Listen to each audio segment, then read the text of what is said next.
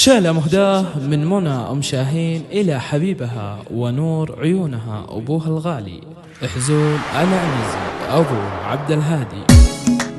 طابق الشعر واجزاء للقوافي والمعاني في مديح ابوي شيخ الطيب راعي المقدريه. ايه ابوي ابو عبد الهادي اللي له قدر وشاني، كل ما غنيت والله كان له حق علي. امدحه وافخر بمدحه واكتب اجزال وسماني، والقصايد والمدايح كلها بحق شويه. هذا حزول تاج راس وعزوتي طول الزمان، هذا نبع الطيب واطيب قلب ما بين البريه. هذا نبع الطيب واطيب قلب ما بين البريه. في خفوقي له معزه وفي عيوني له مكاني، يجعل تفداه عيني وكل غالي علي. حزول ده مشي صيته شاع من اول وثاني، بالكرم والطيب والمعروف والمده السخيه. مكرم ضيفه وفاتح بابه لكل العواني، عزوه المحتاج حلال الصعيبه والعصيه. عزوه المحتاج حلال الصعيبه والعصيه. كاسب علوم المراجل وعادته كسب الرهاني، راعي الوقفات والفزعات ما يخلي خويه. من مقادم لابت العنوس دربنا اليماني، ربعه بني وايل هالطالات ورجال الحميه. من صغر سنه وهو عضيد الاخوان وحصاني، ويوم غابت شمس ابوهم احتواهم